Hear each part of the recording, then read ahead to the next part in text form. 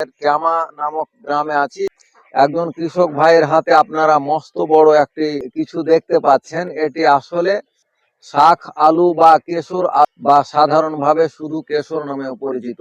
Tuber জাতীয় একটি ফসল, লতা জাতীয় একটি গাছ, 6 মিটার পর্যন্ত লম্বা হতে পারে। মূলত দক্ষিণ আমেরিকার এটি অরিজিন, তবে বাংলাদেশ এবং ভারতে এটি বিভিন্ন জায়গায় হয়ে থাকে। ব্যতিক্রম একটি শাক আলু হিসেবে আমাদের এই কৃষক ভাই মোজাম্মেল হক উনি এটি উত্তোলন করেছে। আমরা এখন একটু দেখছি যে আসলে কতটুকু বাস্তবে ওজন হয়।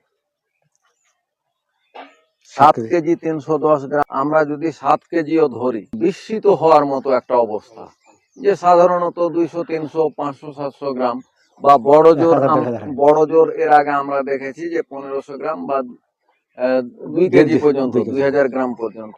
যেহেতু 7 কেজির উপরে, তো নিশ্চয় আমাদের কিছু বিষয় এখানে আসলে জানা দরকার। আপনারা নরমালি যে কেশর লাগান, সেই বীজ থেকে এটি হয়েছে নাকি কিরকম ঘটনাটা? আসলে ঘটনাটা তাই যে নরমালি যে বীজটা আমরা পেয়েছিলাম ওখান থেকে এখানে কিন্তু এটা উৎপন্ন, এখান থেকে উৎপন্ন হয়ে গেছে। এবং পাশেও আছে, পাশের গাছেও আছে, পাশের গাছেও আছে। বিশেষ কোনো পরিচর্যা কি করেছিলেন এখানে? তেমন পরিচর্যা নাই, তবে ওখানে আবর্জনা যুক্ত সব পলি মাটি দেওয়া ছিল, দেওয়ার পরে এটা লাগানো ছিল, ওখান থেকে গাছটা এরকম হয়েছে। এটি কি ইন্ডিয়ান বীজ নাকি বাংলাদেশেরই যে স্থানীয় জাতের? স্থানীয়, এটা স্থানীয়, বাংলাদেশের স্থানীয়। এই যে এই গাছটি থেকেই তো আপনি আজকে এই ফলটা কেশর আলুটি আসলে আপনি উত্তোলন করলেন, তাই না? তো আমরা যদি এই গাছটার দিকে তাকাই, তাহলে মানে অনেকগুলো কিন্তু পড আছে এবং এই পডের মধ্যে বীজ আছে, এবং কিছু যদিও মনে হচ্ছে বাইরে থেকে কাঁচা, পুরো পরিপক্ক হয়নি, তবে অনেক বীজ কিন্তু পুরোটাই পরিপক্ক হয়ে গেছে। তাহলে আমরা কি করতে পারি? এই বীজগুলো এবার সংরক্ষণ করবো। বীজগুলো সংরক্ষণ করে আমরা 2 থেকে 5% জমিতে চাষ করে দেখব যে এটা কি কারণে আসলে 7 কেজির মতো ওজন হলো। এটার কোনো বিশেষ বৈশিষ্ট্য আছে কিনা, কারণ অনেক সময় সচরাচর যে জাত, সেই জাত থেকেই কিন্তু উন্নত একটি জাত কিন্তু চলে আসে, ঠিক আছে, বিশেষ কোনো কারণে তার বৈশিষ্ট্যের পরিবর্তন হয়ে যায়।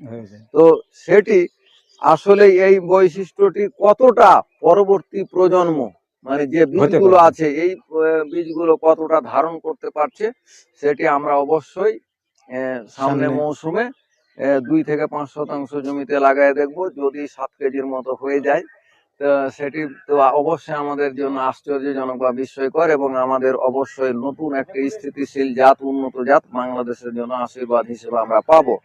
এত বৃহৎ সাইজের, আকর্ষণীয় এবং বিস্ময়কর একটি কেশর আলু আপনার হাতে, এবং সেই আলু গাছের বীজও কিন্তু উপযুক্ত অবস্থায় চলে এসেছে। আপনার পরবর্তী পরিকল্পনাটা কি? এটা আপনার পরামর্শ মোতাবেক করব, অন্তত 2 শতক জমিতে। আর আপনার কৃষি বিভাগ থেকে যদি সহযোগিতা পাওয়া যায় তাহলে অন্তত একটু ভালো হয়। আপনাকে অসংখ্য ধন্যবাদ। সুপ্রিয় দর্শক মণ্ডলী, সচরাচর আমরা যে ফলন পাই কেশর আলুর, তার থেকে অনেক গুণ বেশি আমাদের উৎপাদনকারীদের সঙ্গে নিয়ে এখন আমরা কাটবো।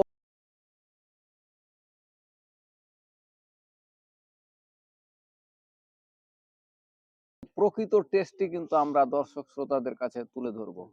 সেই টেস্ট হাতে এবং সুস্বাদু। আমার বয়সে আমি এই ধরনের বড় কেশর কোনোদিন খাই নাই, এই প্রথম খাইলাম।